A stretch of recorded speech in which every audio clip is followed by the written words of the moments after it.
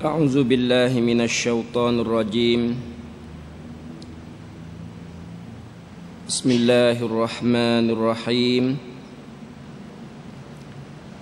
الحمد لله الذي هدانا لهذا وما كنا لنهتدي لولا أن هدانا الله. الحمد لله الذي بنعمته تتم الصالحات. الحمد لله نحمده ونستعينه ونستهديه ونستغفره ونتوب إليه ونعوذ بالله من شرور أنفسنا ومن سيئات أعمالنا. من يهده الله فلا مضل له ومن يضلل فلا هادي له. وأشهد أن لا إله إلا الله وحده لا شريك له وأشهد أن محمدا عبده ورسوله. اللهم صل على محمد وعلى آل محمد كما صليت على إبراهيم وعلى آل إبراهيم وبارك على محمد وعلى آل محمد كما باركت على إبراهيم وعلى آل إبراهيم في العالمين إنك حميد مجيد. ربنا اغفر لنا ذنوبنا وكفر عنا سيئاتنا وتوفنا مع الأبرار. ربنا ظلمنا أنفسنا وإن لم تغفر لنا وترحمنا لنكونن من الخاسرين. ربنا آتنا في الدنيا حسنة وفي الآخرة حسنة وقنا عذاب النار. Assalamualaikum warahmatullahi wabarakatuh. Alhamdulillah, kita banyak syukur kepada Allah Subhanahu wa taala, yang mana Allah Subhanahu wa taala pilihlah kita sebagai seorang yang beriman kepada Allah Subhanahu wa taala. Allah Ta'ala kurniakan kepada kita nikmatul Islam wal iman, dua nikmat yang cukup maha harganya, dan kita sedia maklum. InsyaAllah pada hari yang mulia ini, pusingan yang kedua, marilah cuba kita tengok sedikit kepada beberapa ulasan ulama kita mengenai dengan seseorang bilakah dia akan menjadi seorang Muslim dan mukmin, dan bilakah dia akan jatuh murtad, dia akan keluarnya daripada agama Islam. Ini merupakan satu perkara yang cukup pentinglah bagi diri kita. Setelah mana Allah Subhanahu wa taala kurniakan kepada kita nikmat yang cukup maha harganya, nikmatul Islam dan iman. Kedua-dua nikmat ini merupakan nikmat yang dah tidak boleh kita nak ukur dengan nikmat-nikmat yang lain.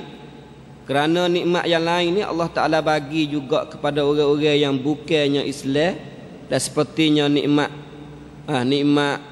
kekayaan, nikmat kesihatan, nikmat lain-lain lagi nikmat yang kita rasa, semuanya Allah Ta'ala bagi juga kepada orang-orang yang kafir, walaupun mereka saat ini tidak percaya, tidak beriman kepada Allah Subhanahu wa taala.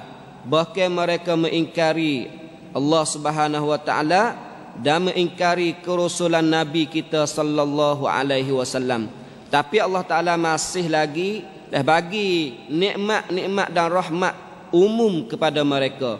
Dengan sebab itulah kalau kita baca Al-Quran dan surah Al-Fatihah, Bismillahirrahmanirrahim, Alhamdulillahirabbil alamin, Ar-Rahmanir Rahim. Allah yang bersifat dengan Ar-Rahman, Ar-Rahim.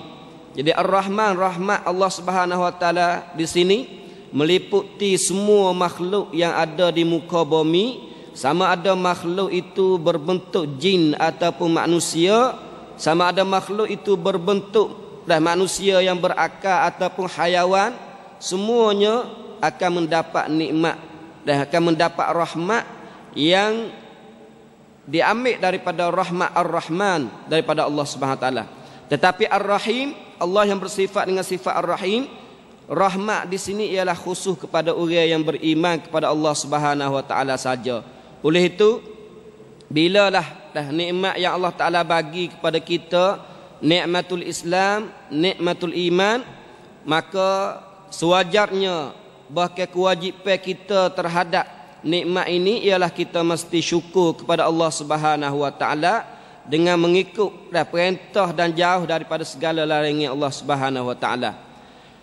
Alhamdulillah, walaupun di tempat kita dan orang yang ke belakangnya dari sudut masuknya agama Allah Subhanahu wa taala, dari sudut jadinya seorang muslim, tidaklah seperti orang-orang yang mula-mula terimanya Islam daripada Nabi ataupun daripada orang yang membawa Islam kepada tempat kita.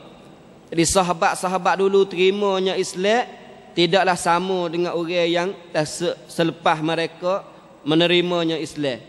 Dan orang yang terima Islam secara serah diri untuk nak terima Islam dengan mengucap dua kalimah syahadah, asyhadu an la ilaha illallah wa asyhadu anna Muhammadar Rasulullah, zahir dia Islam dan hati dia tasdik dengan apa yang dibawakan oleh Islam, yakin dengan apa yang dia tutup, maka orang ni sani adalah orang Islam. Itu adalah keadaan orang Islam yang masuk Islam pada awalnya, sama ada di masa Nabi ataupun di masa kita. Kita ni jadi dapatnya Islam dengan cara warisan lah kalau kita kata. Sebab kita ni tabi'. Asalnya orang yang mengucap dua kalimah syahadah mula-mula nak masuk dalam lingkungan Islam ni, dengan ijma' ulama bahawa seorang yang nak masuk dalam lingkungan Islam ni, dia kena mengucap dua kalimah syahadah dan mengaku asyhadu an la ilaha illallah wa asyhadu anna Muhammadar Rasulullah, wa asyhadu anna Muhammadar Rasulullah. Jadi dia mengucap, dia mengaku dengan mulut dan hati dia tasdik benda yang dia kata, maka jadilah dia seorang muslim dan masuklah dia dalam daerah orang Islam. Itulah secara ijma'nya di kalangan ulama, bila mana seorang saat ini tutur dengan dua kalimah syahadah dan hati dia juga perbuatan dia saat itu membuktikan bahawa dia telah mengakui di atas dua kalimah syahadah, maka dia saat ini adalah orang Islam. Dan bila dia mati dalam keadaan lagu tu tidak di atas kekufuran, maka akhir sekalipun walaupun dia buat benda yang menyalahi dengan perintah Allah Ta'ala, tidak sampai ke peringkat kufur, maka dia sana akan masuk syurga sama sekali, walaupun dia akan dimasuk neraka mengikut kehendak Allah Ta'ala dan mengikut masa yang Allah Ta'ala kehendak. Dan masa setara mana itu adalah sya Allah, insya azabahu wa insya ghafara lahu. Jika Allah Ta'ala kehendak nak azab dengan sebab perbuatan maksiat dia, maka Allah Ta'ala azablah dia. Wa insya ghafara lahu, dan jika Allah Ta'ala hendak apung di atas perbuatan dia, maka Allah Ta'ala akan apunglah dosa-dosa dia. Itu terserah kepada masyiatullah, terserah kepada masyiatullah. Nerayak kata dalam Islam ni, ijma' ulamanya bila mana seorang saat itu nak masuk Islam pada peringkat awalnya, bukan hak faraq, hak asal. Bila mana dia nak masuk Islam, mestilah dia mengucap dua kalimah syahadah dan dia mengakui dua kalimah syahadah dengan perbuatan dia, barulah dia saat itu kekal di atas Islam. Ini secara ijma'nya. Dengan sebab itulah kalau kita tengok di masa Nabi sallallahu alaihi wasallam, kita dapati bahawa di sana banyaklah hadis-hadis yang membuktikan bahawa setengah sahabat ni, Nabi sallallahu alaihi wasallam ni memadai dengan mengucap dua kalimah syahadah dan dua kalimah syahadah dan perbuatan zahir dia dan ikut apa yang diperintah oleh Islam, maka dia saat itu dihukum sebagai hukum umum bahawa dia sebagai seorang Muslim. Orang Muslim. Dengan sebab itulah kalau kita tengok dan kita kaji di dalam pembahasan ulama dan di dalam hadis-hadis Nabi sallallahu alaihi wasallam, jadi kita dapati bahawa Islam ni seperti mana hadis Jibril yang mari dah jumpa dengan Nabi sallallahu alaihi wasallam, maka tanyanya dah Jibril kepada Nabi sallallahu alaihi wasallam, mal Islam, tanya apakah Islam? Nabi jawab, la antashhada an la ilaha illallah wa anna muhammadar rasulullah wa iqamas salah wa ita'az zakah, hingga sampai seterusnya rukun Islam. Bila mana seorang Muslim, seorang yang mengucap dua kalimah syahadah dan dia tunai hak-hak Islam, iaitu rukun-rukun Islam, bila mana dia mampu, terutamanya rukun-rukun haji, kerana rukun setengah rukun tu dia disyarat padanya kemampuan. Yang tidak ada syarat kemampuannya ialah semaya. Dan semaya ni mesti kena buat, mesti kena laku setiap orang Islam. Lepas pada mengucap dua kalimah syahadah wa iqamas salah, kena semaya. Jadi semaya 5 waktu ni tanda kata seorang saat itu dia mengaku dengan hati dia bahawa tidak ada Tuhan yang patut, yang layak disembah, yang mesti disembah, dan tidak ada la ma'budu bihaqqin, tidak ada ma'bud yang sebenarnya illallah, kecuali Allah Subhanahu wa taala. Wa anna Muhammadar Rasulullah, dan Muhammad adalah rasul kepada Allah Subhanahu wa taala. Dalil dan tanda besarnya kata dia saat itu mengaku dengan hati dia bila mana dia dapat tunaikan kewajipan rukun Islam tadi, terutamanya semaya 5 waktu. Dan semaya 5 waktu ni merupakan benda yang seorang Muslim tidak boleh sama sekali dia abai, tidak boleh sama sekali dia tak sebuat. Dengan sebab itulah kalau kita tengok kepada pendapat ulama mengenai dengan orang yang tinggal semaya, bila mana seorang Muslim dia tinggal semaya dan dia kata semaya tak wajib ke atas diri dia, sedangkan dia hidup dalam masyarakat Islam, dia menghayati bersama-sama orang Islam dalam masyarakat Islam, bukanlah orang Islam yang baru masuk Islam, maka jatuh murtadlah orang itu. Jatuh murtad bila mana dia kata semaya tak wajib di atas diri dia. Hal ini ijma' ulama. Dan dengan ijma' ulama, kecuali manusia ataupun Muslim yang tidak semaya, cuma dia kata semaya ni wajib, tapi dia malah nak semaya, dia tak semaya, dia malah. Apakah hukum orang ni? Dan hukum orang yang tinggal semaya tapi dia kata semaya wajib, cuma dia malah tak semaya. Jadi ulama bersalah pendapat. Imam Ahmad berdasarkan kepada beberapa hadis ataupun zahir hadis, man tarakas salata faqad jahada, dan man tarakas salata faqad kafara jihara dan sebagainya.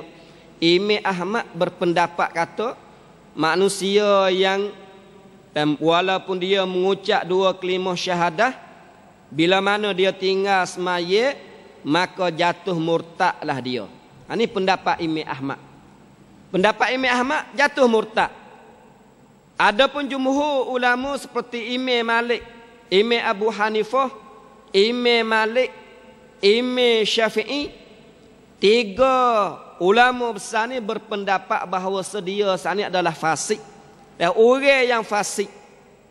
Jadi 2 pendapat. Satu pendapat katanya kafir, satu pendapatnya katanya fasik. Dan katanya fasik. Walau bagaimanapun dari sudut hukum, kita dapati bahawa mazhab Imam Syafi'i, bila mana seorang saat ni tak semaya, dan mestilah ambil orang tu dan suruh dia semaya dalam masa 3 hari. Dalam masa 3 hari kalaulah tak semaya lagi, maka dihukum bunuh ke atas diri dia. Pendapat Imam Ahmad juga yang kata kafir, ambil mari dan minta supaya dia taubat kelik kembali kepada Islam dalam masa 3 hari juga. Dalam 3 hari kalaulah tak taubat lagi, tak kelik lagi, tak semaya lagi, maka dihukum bunuh juga di atas diri dia. Dalam arti kata, dan hukum secara umum Imam Syafi'i dengan Imam Ahmad ni lebih kurang ya. Cuma Imam Ahmad hukum di atas orang yang tinggal terus ni kufur. Tapi Imam Syafi'i dan jumhur ulama yang lain hukumnya fasik.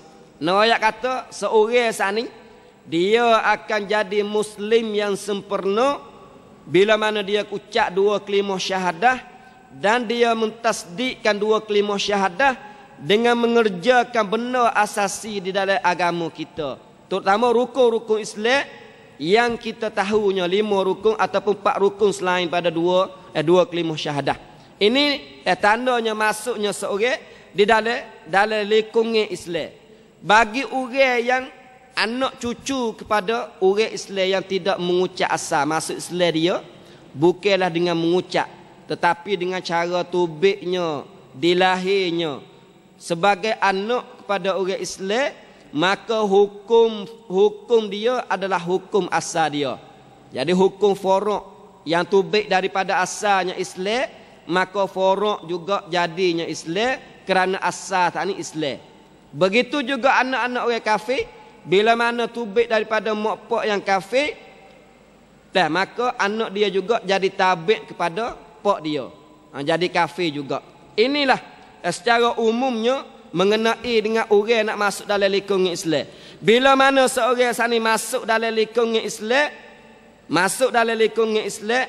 maka tidak harus kita nak keluarkan dia daripada Islam, kecuali bila mana dia sani itu mengingkari 2 kalimah syahadah dan dia mengingkari 2 kalimah syahadah dan dia menghalalkan benda yang haram secara ittifaq ulama, secara ijma' orang umum tahu, dan dia mengharamkan benda yang halal yang semua ulama tahu kata, semua orang awam tahu kata dia tu benda tu halal, dan dia mengingkari benda yang wajib ke atas diri dia, semua orang awam tahu kata benda tu wajib ke atas diri dia.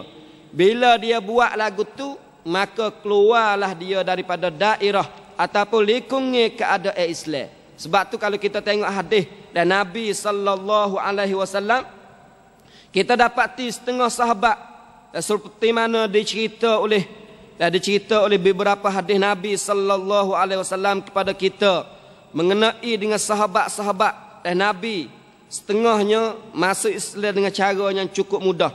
Seperti mana diriwayatkan oleh Imam Muslim dan Imam Malik di dalam kitab Sahih dan kitab Muwatta'nya daripada Muawiyah ibn al-Hakam bahawa Nabi sallallahu alaihi wasallam qala li jariyatin arada Muawiyah ibn al-Hakami an ya'tiqaha an kaffaratin aina Allah faqala fis sama' faqala man ana qalat anta Rasulullah faqala a'tiqha faqalat a'tiqha. Ini hadis dalam satu riwayat, marinya riwayat Abu Daud, dia kata man rabbuka qalat Allah qala faman ana qalat Rasulullah qala a'tiqha fa innaha mu'minah. Jadi Nabi sallallahu alaihi wasallam pada satu hari ini, dan Muawiyah ibn al-Hakam dia nak merdeka seorang hamba wanita dia. Maka hamba wanita saat itu sebelum pada tu belumlah dikenal sebagai seorang Muslim, sebagai orang yang beriman kepada Nabi. Bila mana Muawiyah nak merdeka dia pergi cari Nabi sallallahu alaihi wasallam. Kemudian Nabi tanya jariah orang hamba kepada Muawiyah tadi. Dia tanya aina Allah, di manakah Allah Subhanahu wa taala? Maka jawablah seorang jariah tadi fis sama, di langit. Faqala man ana, dan siapakah aku?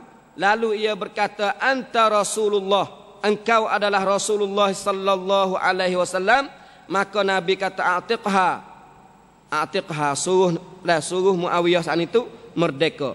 Dan dalam satu riwayat Nabi tanya, man rabbuka, siapakah Tuhan engkau? Lalu dia jawab, Allah. Dan Nabi tanya, siapakah aku? Lalu dia kata, Rasulullah. Maknanya dua kalimah lah, asyhadu an la ilaha illallah wa asyhadu anna Muhammadar Rasulullah. Nabi kata, atiqha fa innaha mu'minah. Merdekakanlah seorang hamba tadi kerana dia telah jadi seorang yang mukmin. Ni hadis sahih dan yang disebut oleh ulama hadis di dalam kitab-kitab mereka. Dan di dalam kitab lain pula, dalam sejarah lain pula, kalau kita tengok sejarah Abu Bakar masuk Islam. Kalau kita tengok Abu Bakar satu hari ini pergi cari Nabi sallallahu alaihi wasallam. Lalu Abu Bakar tanya Nabi, "Ahakkum ma taqulu Quraisy ya Muhammad?" Adakah benar apa yang dikatakan oleh kaum Quraisy wahai Muhammad, min tarkika alihatana, daripada engkau tinggalnya Tuhan kami. Maknanya Nabi dah tak sembah berhala-berhala yang ada di Kaabah. Wa tasfihika uqulana, dan engkau kata puak kami ni orang bodoh. Wa takfirika abaana, dan engkau mengkufurkan datuk nenek kami. Nabi kata, bala, ya benar. Inni Rasulullah, sesungguhnya aku adalah Rasulullah, wa nabiyyuhu, dan nabinya. Ba'asani liuballigha risalatahu, Allah Ta'ala bakitkan aku untuk menyampai risalahnya. Wa ad'uka ya Aba Bakrin, dan aku menyeru engkau wahai Abu Bakar, ilallahi wahdah, kepada Allah yang tunggal, yang satu, la syarika lahu, tidak ada sekutu baginya, wala ta'bud ghairahu, dan jangan sama sekali engkau sembah kecuali Allah Subhanahu wa taala, wal muwalatu ala taatih, dan kasih saya dan mualah di atas taat kepada Allah Subhanahu wa taala. Wa qara'a alaihi al-Quran, lalu Nabi baca Quran kepada Abu Bakar, fa aslama, maka masuklah Islam oleh Abu Bakar, wa kafara bil asnam wa khala al a'dad wa aqarra bi haqqil Islam wa raja'a Abu Bakrin wa huwa mu'minun musaddiqun. Ini hadis. Jadi Abu Bakar satu masa ni pergi cari Nabi sallallahu alaihi wasallam, tanya Nabi, sungguh ke Nabi dah orang Quraisy royak kata Nabi dah suruh orang sana itu tinggal beribadat kepada berhala, dan royak orang yang beribadat kepada berhala adalah puak yang bodoh, dan semuanya orang-orang yang beribadat kepada berhala adalah kufur dengan Allah Subhanahu wa taala. Daripada datuk nenek moyang semuanya yang bersyirik kepada Allah Subhanahu wa taala kufur semua. Nabi kata benar sungguh. Bala, ya memang benar sungguh. Dan Nabi baca Quran kepada Abu Bakar, dan akhirnya Abu Bakar masuk Islam. Ni kalau kita tengok sini ni, dan kita dapati bahawa Abu Bakar saat itu mengaku dengan dua kalimah syahadah dan mengkufuri dengan berhala, tidak taat kepada berhala, tidak sembah berhala, tinggal daripada beribadat kepada berhala. Ini adalah satu kisah pula. Dan kisah yang paling orang panggil di segi mudahnya hukumnya Islam, kalau kita tengok kisahnya Usamah. Yang mana dalam satu peperangan, yang mana Usamah saat ni perang dalam peperangan tadi, bila mana dia perang dengan seorang kafir, tiba-tiba orang kafir tadi habislah tepat untuk nak lari. Perang dengan Usamah, akhirnya orang kafir saat ni tak ada tempat nak lari. Dia terlekat di dinding, dia terlekat di satu bucu, dan tak ada jalan dah, tak ada celah dah, tak ada lubang untuk nak lari daripada Usamah. Tiba-tiba dia mengucap asyhadu an la ilaha illallah wa anna Muhammadar Rasulullah. Tapi Usamah bunuh juga orang tadi. Bunuh. Ni kisah ni sangat masyhur. Usamah bunuh orang tadi, dan setelah mana Usamah bunuh orang tadi, dia berasa kata, dia bunuh orang tadi, adakah bunuh orang kafir ataupun bunuh orang Islam? Dok terlekat dalam hati dia hingga sampai dia pergi jumpa dengan Nabi sallallahu alaihi wasallam, dan ceritanya benda yang berlaku terhadap diri dia. Nabi jawab kena. Nabi kata kepada Usamah, asyaqaqta qalbah. Adakah kamu saat itu belah dada dia dan kamu tengok kata dia saat itu panggil tak yakin dengan Tuhan? Sebab Usamah kata, dah orang tak adil lari kerana dia tak ada tempat nak lari dah. Tak ada celah nak lari, berlalulah dia untuk nak lepas diri dia daripada kena bunuh. Maka dia kata, la ilaha illallah Muhammadur Rasulullah. Jadi Nabi itu dah marah kepada Usamah. Dan Nabi tanya Usamah, asyaqaqta qalbahu, adakah engkau telah belah dada dia dan engkau tengok kata benar dia kata sani tak benar supaya dengan mulut dia kata. Jadi ayat kata Nabi sallallahu alaihi wasallam juga dan memberi hukum yang umum bagi mereka yang dan mengucap dua kalimah syahadah bahawa dia telah masuk Islam, dan bila mana hati dia sani itu tasdik dengan benar tu dan dia buatnya apa yang diminta, yang dituntut oleh syarak, maka dia dihukum sebagai orang Islam daripada zahirnya, walaupun hakikat sebenar dan kita kemungkinan tak tahu, kemungkinan setengah-setengah orang dah masuk Islam dan semaya supaya kita, tapi kita tak tahu hakikat dia. Wallahu alam. Ada saya pernah dengar daripada seorang tok guru saya dan mengajar madah usulud dakwah. Dia kata dalam satu masjid di negeri Arab ni, kalau tak silapnya di Palestin. Jadi seorang satu masjid ni, tok imam duk semaya di masjid tu lama lah, sekitar 40 tahun dah duk semaya dengan makmum. Pada akhir hari satu hari ni, dia perakak kepada orang ramai-ramai duk jadi makmum dia kata, aku adalah orang Yahudi. Aku adalah orang Yahudi. Kisah ni kisah benar berlaku di Palestin. Jadi orang Yahudi masuk dalam Islam, tujuan nak ngenak orang Islam, mari duduk di masjid tu hingga siapa jadi tu imam 40 tahun duduk semaya dengan orang 40 tahun. Jadi kita tak tahu hakikat sebenar dalam hati mereka. Cuma dalam Islam ni dia wis kada kita hukum zahir. Bila mana dia saat itu zahir dia mengucap dua kalimah syahadah dan zahir dia saat itu beramal dengan tutup teh dua kalimah syahadah, tidak mengerjakan benda-benda yang keluar daripada kufur, maka dia saat itu jadi orang Islam yang sempurnanya pada zahir dia. Sebab tu inilah hukum umumnya. Kita nak waktu baik orang seseorang daripada Islam, kata dia ni bukan orang Islam, maka mestilah kita hati-hati, mestilah kita jaga-jaga. Kerana bila mana kita waktu baik dia, kita kata anta ni dah kafir, maka bila mana dia tak jadi kafir seperti mana kita kata, maka kafir akan kelik kepada kita. Walaupun pengertian syarah hadis ni, ulama kata kekufuran nikmat itu akan kembali kepada diri dia, bukanlah kekufuran hakikat sebenar dak. Napa dak? Di atas dasar kata dia telah dah mengkufuri dah nikmat-nikmat Allah SWT yang Allah Taala beri kepada dia. Ini mengikut syarah ulama terhadap hadis tadi. Ana ayat kata kita tak boleh nak buat tubik orang daripada Islam kecuali bila mana dia buat benda yang mengeluarkan diri dia, benda yang dibelaga dengan dua kalimah syahadah. Dua kalimah syahadah. Kalau kita tengok dua kalimah syahadah ni, yang pertama la ilaha illallah.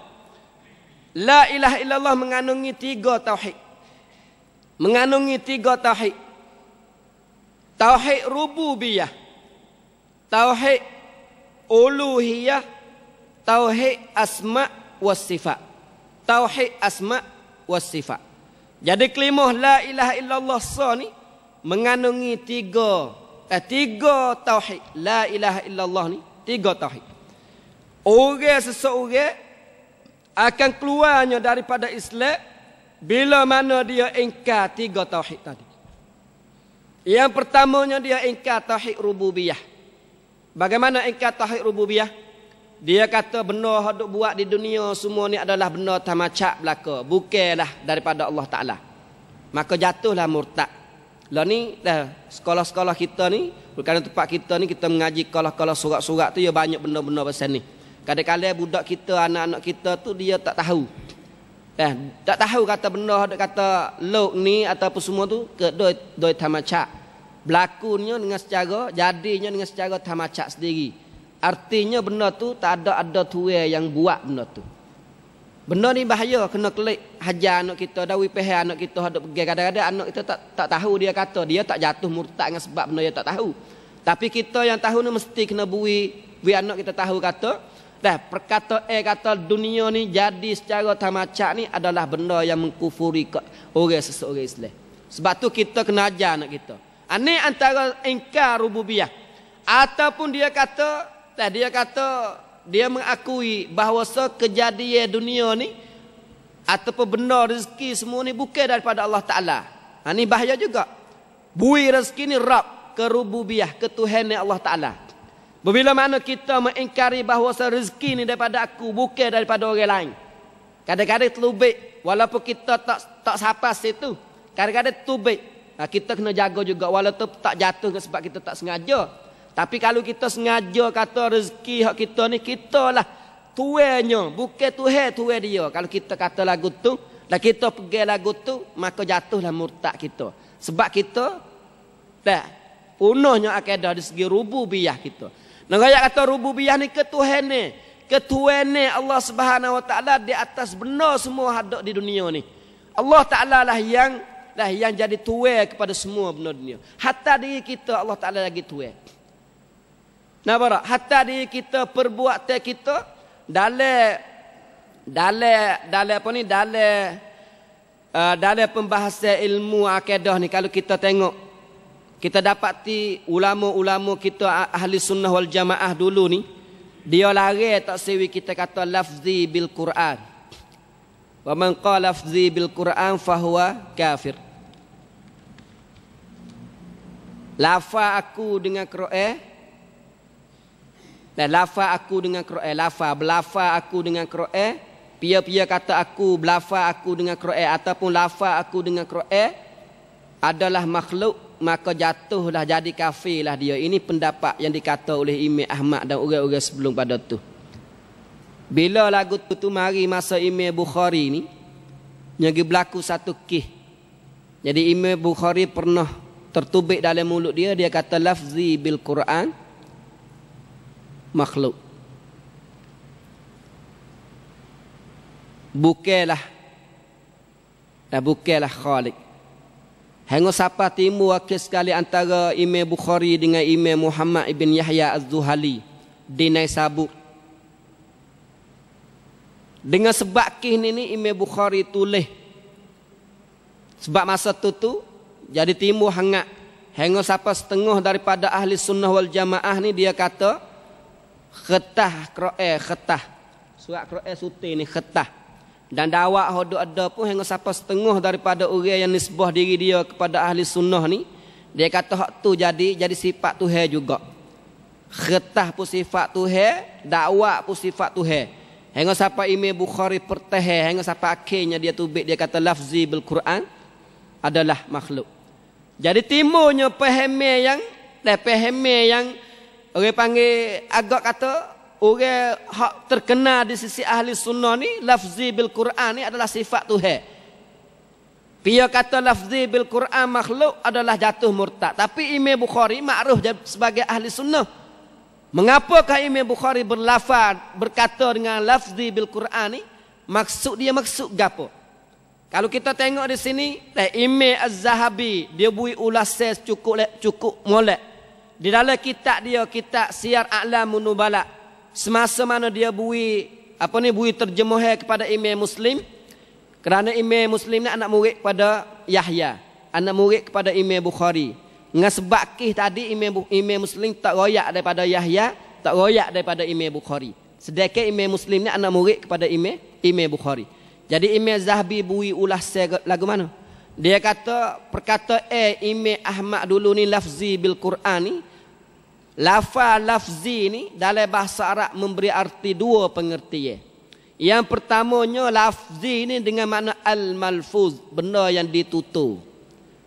Jadi bila kita kata alhamdulillahi rabbil alamin, alhamdulillah suara saat itu bukan suara Tuhan.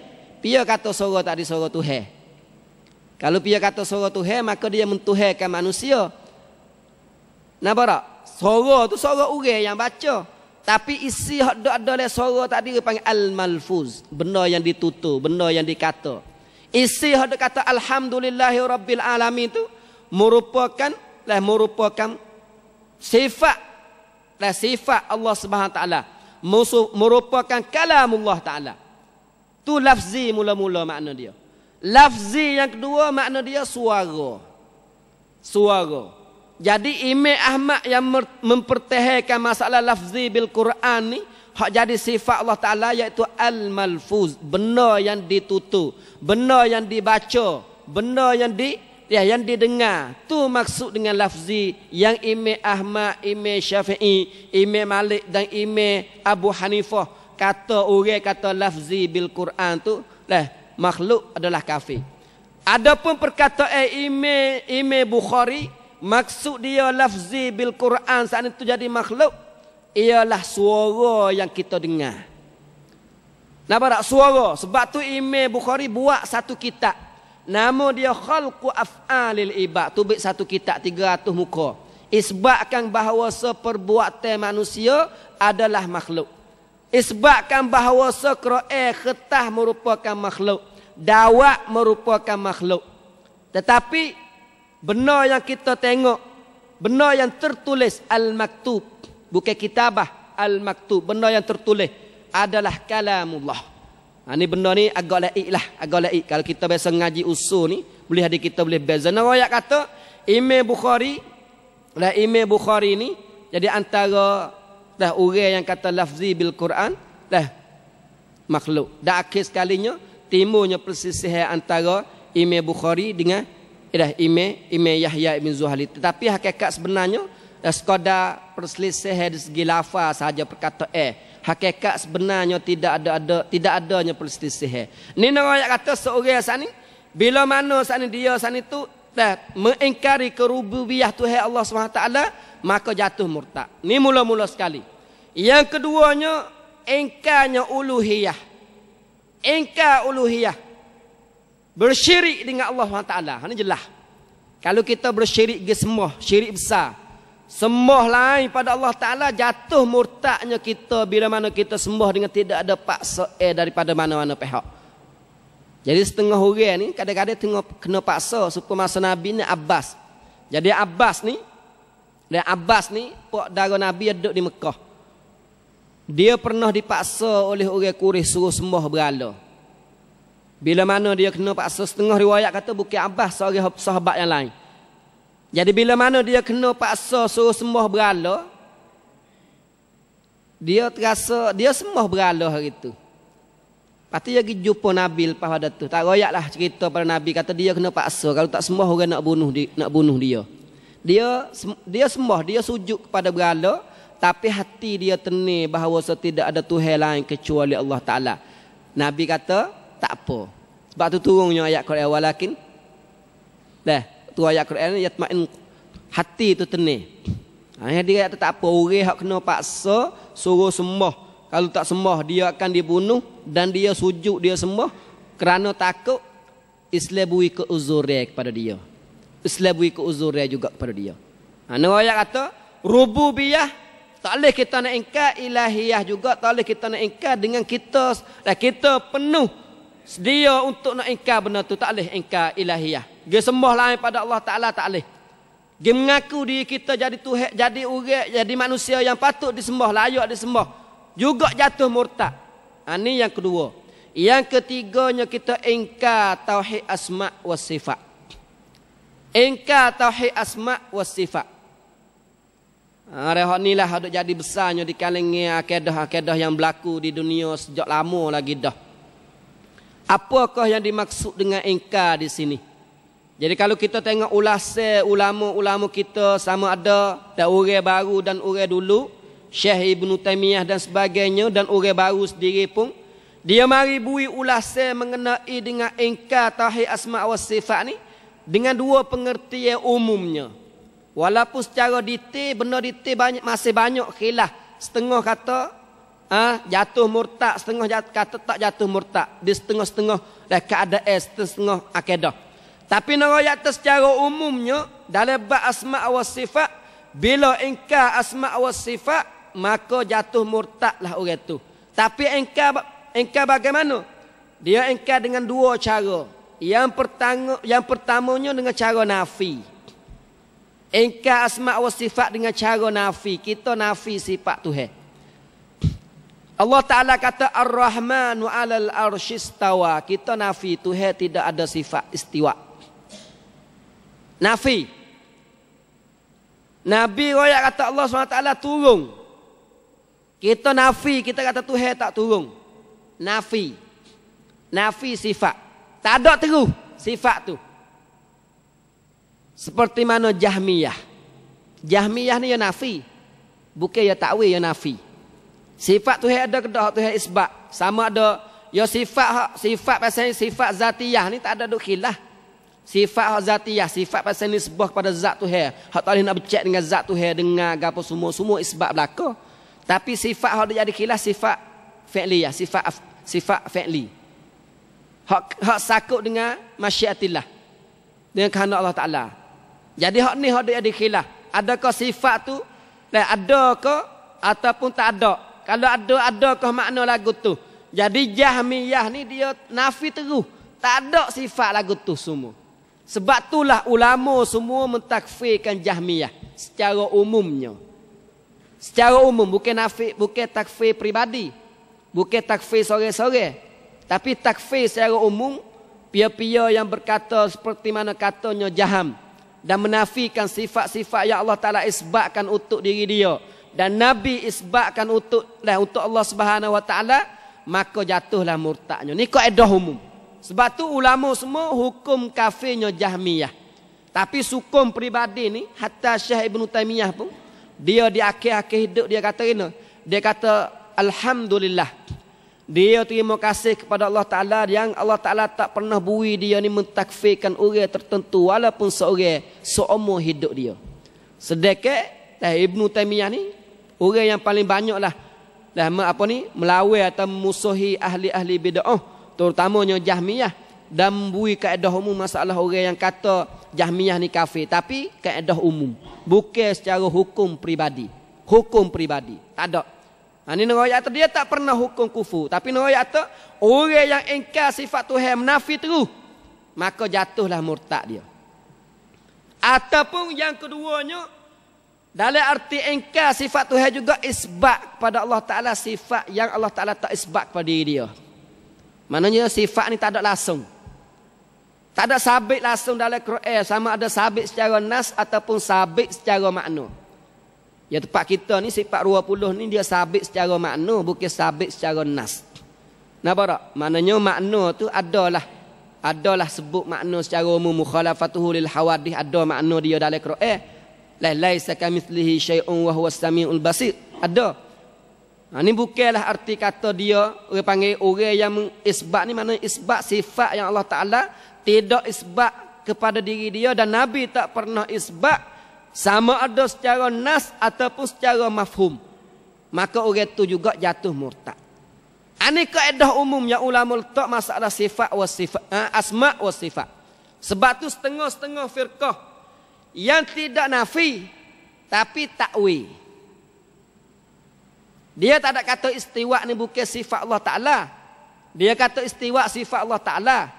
Tapi istiwa ni kalau kita tanggung lagu ni, supaya manusia. Kalau itu kita kena takwil sifat istiwa, makna dia lagu lain. Maknanya dia tukar daripada ubah makna istiwa, jadinya makna kudrahnya, jadinya makna hak lainnya. Dia tidak mengingkari sifat, tapi dia kata sifat ni kalau pergi lagu ni membawa kepada kita tasbih Allah dengan makhluk. Ini panggil kesekse ilmu kalam lah. Sebab ilmu kalam ni ilmu pasal kemanusiaan. Bila mana manusia ambil ilmu kalam mari diukur dengan sifat Tuhan, sesalahnya dia ambil Tuhan mari diukur dengan manusia. Kalau ambil Tuhan mari diukur dengan manusia, dia punah habis. Nampak tak? Punah habis. Hatta dengar apa punah kalau kita kira sungguh tak? Kalau kita kira sungguh sifat zatiyah pun, kalau kita kata ada, Tuhan ada. Manusia ada ke tak ada?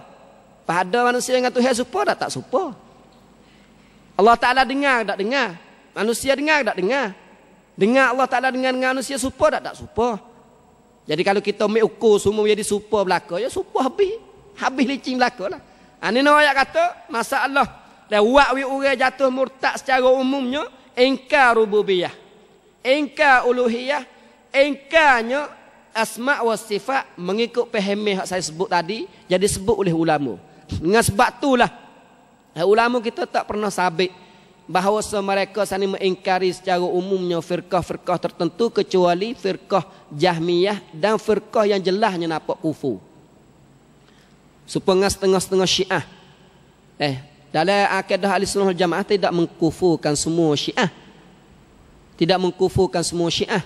Tetapi setengah-setengah Syiah, firqah Syiah, golongan Syiah, Ahlussunnah wal Jamaah mengkufurkan mereka kerananya adanya akidah tertentu.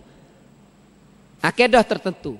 Dalam akidah Isna Asyariyah ni, Syiah Isna Asyariyah yang duk merebak lah ni. Isna Asyariyah. Dia ada dalam kitab-kitab dia.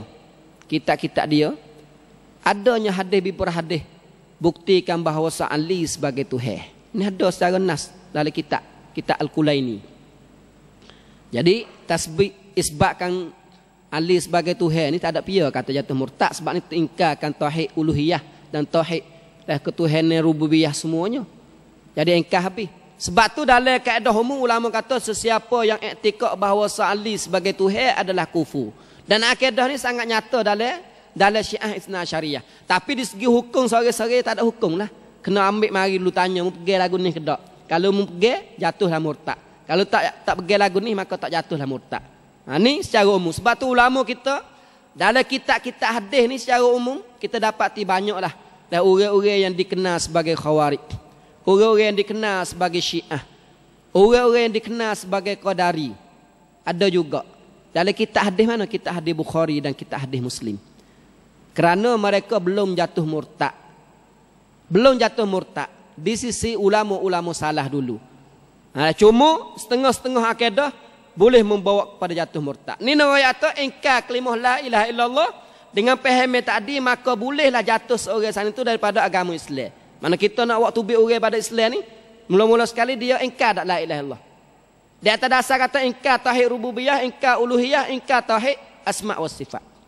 Dan yang keduanya Muhammadar Rasulullah. Muhammadar Rasulullah. Kelima Muhammadar Rasulullah ni kalau seorang manusia mengingkari Muhammadar Rasulullah dalam arti kata dia sana itu tak percaya ke Nabi Muhammad. Dia tak percaya kepada kerasulan Nabi kita. Ini jatuh murtad. Jatuh murtad. Jatuh murtad. Ataupun dia mengejek-ngejek. Dia mesena-sena main dengan Nabi Muhammad. Mengejek-ngejek istihza. Sebab ayat Quran sebut jelas. Ayat Quran sebut jelas. Orang yang mengejek-ngejek Nabi Muhammad, qad kafartum. Kamu telah kufur dengan Allah Subhanahu wa taala. Nampak tak? Ini riwayat tu, kelima Muhammad Rasulullah pun bahaya juga. Dan kadang-kadang tempat kita uzur mereka adalah jahil. Tak tahu kadang-kadangnya dia kecek tubik, dia kata kita ni tak pandai nak ikut hadis-hadis Nabi. Tak boleh nak ikut hadis Nabi. Ini bahaya. Sebab mengingkari sunnah Nabi secara umum menyebabkan seseorang manusia mengingkari Muhammad Rasulullah. Bila mana mengingkari Muhammad Rasulullah maka jatuhlah murtad. Ini ingkar secara umum. Adapun tak beramal dengan setengah hadis suku. Kita kena faham antara ingkari hadis Nabi dengan tak beramal setengah hadis. Dia tak serupa. Ingkari ni maknanya tak terima langsung lah hadis Nabi. Tapi setengah-setengah hadis ni ulama tak beramal kerana adanya beberapa uzur yang ulama tak terima hadis tadi. Imam Syafi'i banyak. Imam Malik banyak. Imam Abu Hanifah banyak. Tak terima hadis-hadis yang sapa kepada mereka, terutama Imam Abu Hanifah. Hadis mari jalan sahih. Tapi tak terima, dia ada syarat-syarat penerimaan setengah-setengah hadis. Hadis kalau disebut masalah yang penting, masalah hukum hakim, masalah akidah. Nabi disebut depan orang agama.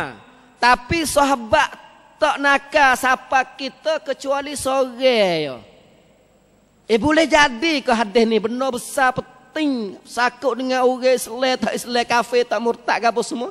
Ginaka seorang ya, benar tu. Imam Abu Hanifah dia buat benda yang bila mana jadi keadaan lagu tu dengar belaka orang nakal seorang benda penting besarnya sakut dengan dan hidup mati seorang Islam, maka dinakal oleh seorang ni tidak terima hadis tu walaupun sahih. Ini syarat Imam Abu Hanifah. Orang yang memperjuangkan masalah hadis sahih boleh terima. Boleh terima. Mesti kena terima walaupun tak ada jalan banyak. Imam Syafi'i dalam kitab risalah dia. Sebab tu walaupun lagu tu kadang-kadang setengah-setengah hadis, ulama tak terimanya hadis tu kerananya ada uzur. Di sisi dia hadis tu mansuh dan sebagainya. Riwayat kata ingkar dengan beramal ni yang lain. Orang ingkar secara jumlah tak boleh nak beramal, tak boleh nak terima langsung hadis Nabi, ulama kata jatuh murtad lah mereka itu. Ini benda yang membawa kepada jatuh murtad. Dan di antara benda yang membawa jatuh murtad lagi, seperti mana kaedah yang kita dengar daripada kitab-kitab, dalam kitab apa ni? Dalam kitab At-Tahawiyah yang kita dengar. Dalam kitab Tahawiyah ni, dia kata wa nusammi ahla qiblatina, dan kita namakan ahli kiblat kami, orang Islam yang duk semaya hadap kepada kiblat, muslimin, orang Islam, mukminin, dan orang yang beriman, madamu bima jaa bihin nabiyyu mu'tarafin. Madamu, selama mana mereka itu saning bima jaa bihin nabiyyu sallallahu alaihi wasallam mu'tarifin.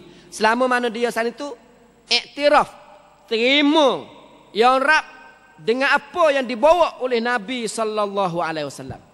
Tadi dua kalimah syahadah. Walahu bima qala walahu bikulli ma qalahu wa akhbara musaddiqin, dan dia percaya semua hak Nabi dok cerita dan Nabi bawa, segala apa yang Nabi sampaikan kepada dia. Wala nukaffiru ahadam min ahlil qiblati, dan kami tidak mengkufurkan seorang pun daripada ahli kiblat bizamben dengan dosa. Ahli kiblat yang semaya hadap ke arah kiblat, kita tidak mengkufurkan dia dengan sebab dia buat satu dosa. Tapi dosa di sini maksudnya dosa yang semua tahu kata dosa, maksiat yang semua tahu, bukanlah benda halusi. Ya, kadang-kadang benda halusi yang tidak tahu kecuali orang alim saja ni tidak menjatuhkan orang awam jadi jatuh murtad. Tak. Benda umum buat maksiat, tinggal semaya, tinggal puasa. Napa tak? Tinggal semaya, tinggal puasa, zam, dosa. Dalam kaedah ahli sunnah wal jamaah ni, yang kita mengajinya, orang yang buat dosa ni, terutama dosa besar ni, kita ahli sunnah wal jamaah iktikad bahawa dia adalah seorang yang fasik. Seorang yang fasik. Kalau asa Khawarij, Mu'tazilah, dia iktikad kata orang buat dosa besar ni kafir, jatuh murtad.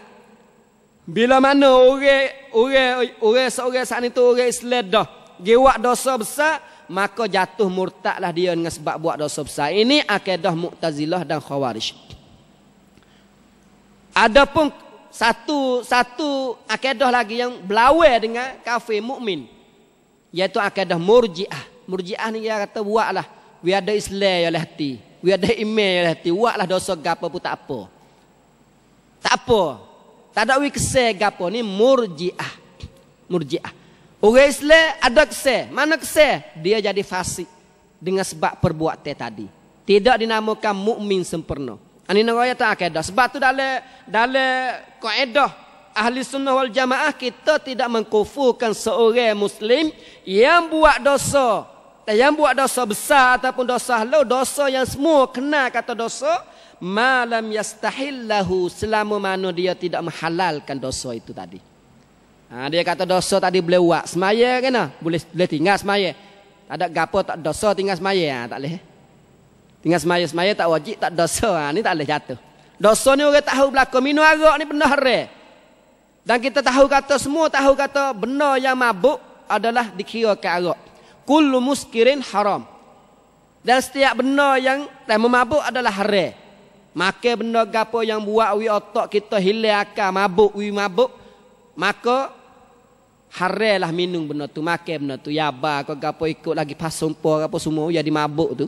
Asal tak mabuk ke pasum jadi mabuk. Jadi buat wi hilang akal, maka haram lah perbuatan tu. Jadi bila mana kita tahu kata haram, patut kita buat tak jatuh murtad kita dengan sebab perbuatan kita. Selama mana kita tahu kata benda tu kita buat dosa.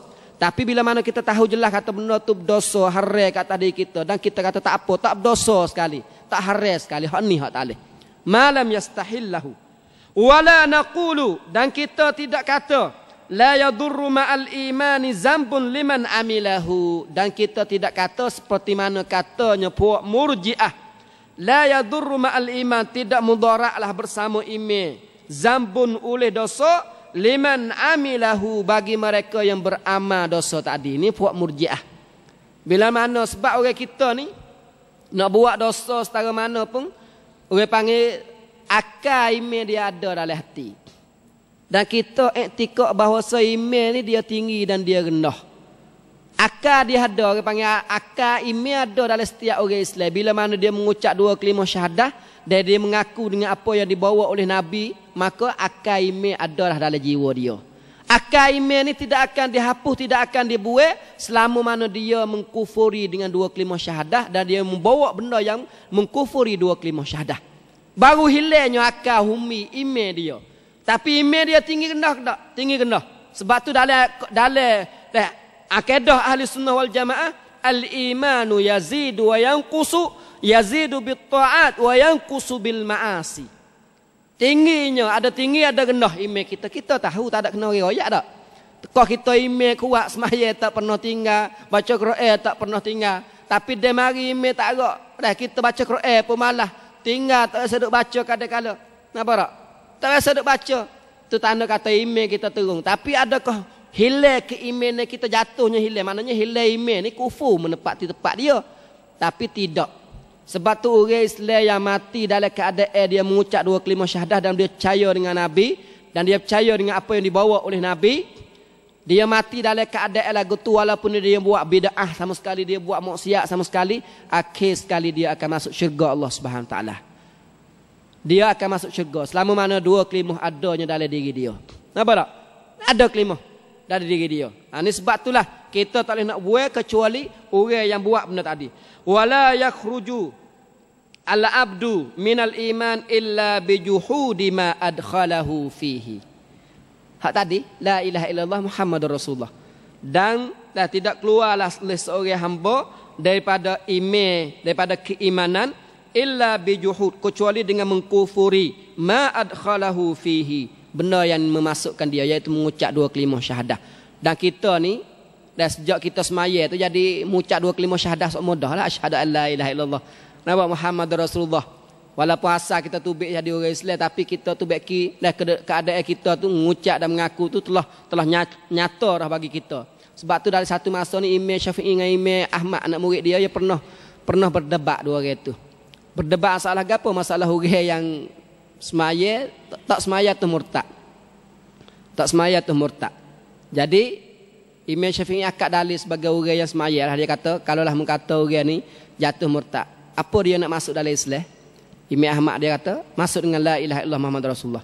Imam Syafi'i tanya kata kalau dia kata oleh semaya dia asyhadu an la ilaha illallah asyhadu anna Muhammad Rasulullah, adakah dia masuk Islam? Imam Ahmad pun senyap. Apa tak? Imam Ahmad pun senyap. Jadi ni riwayat kata ni kita ni alhamdulillah walaupun tubik dalam keadaan kita anak orang Islam furuk tu asal, tapi kita pun telah baki banyaklah keadaan kita dan keyakinan kita kepada Allah Subhanahu Wa Taala. Itulah secara umumnya. Kita tahu kata orang nak masuk dalam Islam ni adanya likungnya dia bila mana dia mengucap dua kalimah syahadah dan dia buat tuntut teh.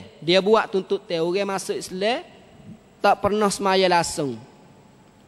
Walaupun orang Islam, orang ahli sunnah wal jamaah dia tak hukum kata jatuh murtad, tapi orang ini dalam ahli sunnah tak iktibar juga dia sebagai orang mukmin.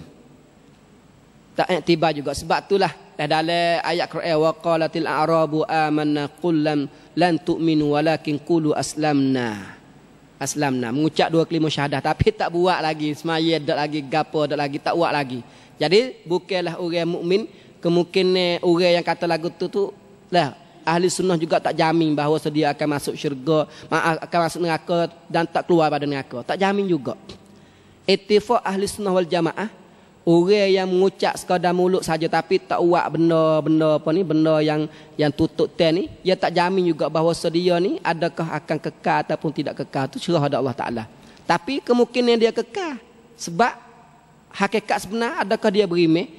Adakah orang beriman ni hakikat sebenar beriman mulut saja tapi tak buat? Napa tak? Sebab tu perbuatan amal ni merupakan tutup teh kepada iman. Bila mana orang nak tahu kata benar iman dia, maka amal dia lah sebagai membenarkan iman dia. Membenarkan iman dia. Itulah secara umum. Kalaulah kita mengucap dua kelima syahadah dan kita buat benda yang ditutupi oleh dua kelima syahadah, kita akan masuk dalam lingkungan Islam. Dan tak boleh nak keluar daripada lingkungan Islam kecuali dengan kita mengingkari dua kelima tadi. Sama ada mengingkari dengan perkataan ataupun mengingkari dengan perbuatan yang jelas nyata. Kata jatuhnya murtad seperti pergi sembah dengan kehendak kita sembah jadi syirik lah, sembah tak kau sembah gapo. Walaupun orang kata saya sembah ni tak ada pergi duk bangkap gapo, tapi saya berasa nak sembah. Sedangkan dia tahu kata syirik dengan tu tak boleh, maka jatuh murtad walaupun dia kata dia masih beriman. Jatuh murtad dengan sebab syirik tadi. Mana syirik besar. Itulah secara umumnya dan kepada kita mudah-mudahan kita saat itu dah lebat dah apa ni seru orang masuk Islam tu, kita seru dia masuk Islam.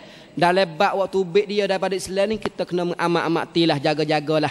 Janganlah mudah terlucuk dalam mulut kita dan menghukumkan satu-satu golongan, menghukumkan satu-satu kaum bahawa sedia jadi kufur, kecuali bila mana kaum sana adanya akidah yang menjatuhkan dia daripada Islam, barulah dia santu jadi kafir. Tapi bukanlah kufur tertentu, tapi kufur umum.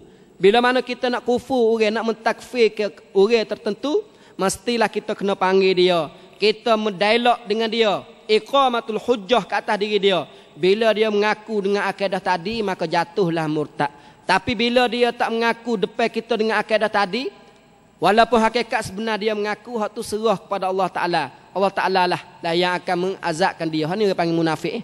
Nampak tak? Hakikat luar ni beriman, tapi zahir hakikat zahir luar ni beriman, hakikat hati sungguh tak beriman kepada Allah Ta'ala. Hak ni panggil munafik yang kekal di dalam neraka selama-lamanya. Mudah-mudahan sedikit penjelasan pada hari ini akan beri faedah kepada diri saya dan kepada ikhwah dan akhwat majlis ilmi pada hari ini. Apa yang benar semua adalah daripada Allah Subhanahu Wa Taala, dan apa yang tidak benar maka itu adalah daripada diri saya sendiri. Aqulu qawli hadza wa astaghfirullah li wa lakum. Wassalamu alaikum warahmatullahi wabarakatuh.